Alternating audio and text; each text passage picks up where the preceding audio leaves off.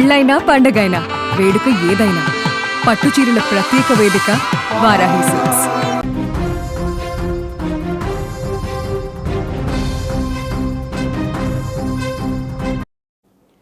దేశవ్యాప్తంగా తీవ్ర సంచలనం సృష్టించిన ఓ విషాద ఘటన వెలుగులోకి వచ్చింది.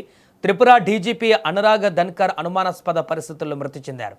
ప్రాథమిక సమాచారం ప్రకారం ఆయన తన సర్వీస్ ఆయుధంతో కాల్చుకొని ఆత్మహత్య చేసుకున్నట్టు అనుమానాలు వ్యక్తమవుతున్నాయి.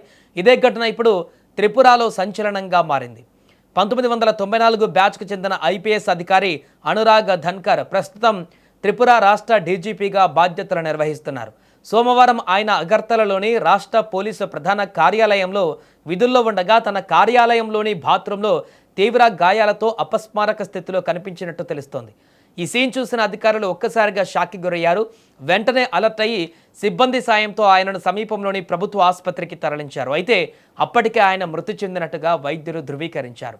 ప్రాథమిక దర్యాప్తులో సర్వీస్ రివాల్వర్తో కాల్చుకొని ఆత్మహత్య చేసుకుని ఉండవచ్చని పోలీసులు భావిస్తున్నారు.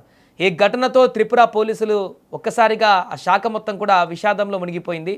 రాష్ట్రంలో అత్యున్నత పోలీసు అధికారి కార్యాలయంలోనే ఈ ఘటన జరగడం దేశవ్యాప్తంగా చర్చనీయాంశంగా మారింది.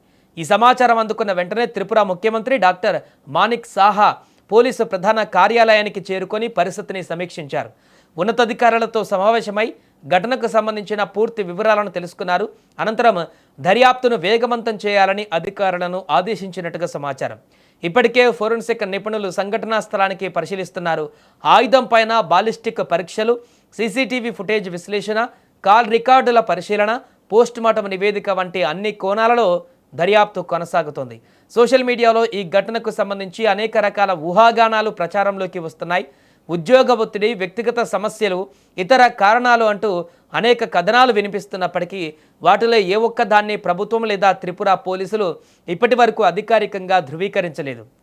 అనురాగ్ ధన్కర్ 3 దశాబ్దాలకు పైగా భారత పోలీస్ సేవలో పనిచేశారు. వివిధ కీలక హోదాలలో సేవలందించి ఇటీవల త్రిపుర డీజీపీగా రాష్ట్ర పోలీసు వ్యవస్థకు నాయకత్వం వహిస్తున్నారు. ఆయన ఆకస్మిక మృతి పోలీసు వర్గాలను తీవ్ర దిగ్భ్రాంతికి గురిచేసింది. ప్రస్తుతం ఈ కేసులో పోస్టుమార్టం నివేదిక, ఫోరెన్సిక్ నివేదికలు, అధికారిక దర్యాప్తు ఫలితాల కోసం ఎదురుచూస్తున్నారు. అవి వెలువడిన తర్వాతే ఈ ఘటనపైన పూర్తి స్పష్టత వచ్చేటువంటి అవకాశం కనిపిస్తోంది. हमारे डॉक्टर्स अभी काम कर रहे हैं. मेरा आपको एक ही रिक्वेस्ट है कि आप काम करने दीजिए और जो भी स्टेटस है हॉस्पिटल की जो हमारे एमएस हैं उनका ऑफिस से इशू किया जाएगा. आप थोड़ा सा इंतजार करिए. क्या हुआ था? आपने तो पुलिस हेडक्वार्टर গিয়েছিলেন কি অবস্থা ছিল কি পেলেন?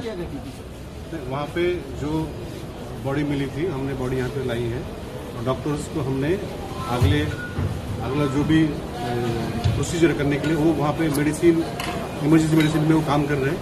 आप वहाँ पे कृपया उनको काम करने दीजिए. उनका तरफ से आपको स्टेटस अपडेट हो जाएगा.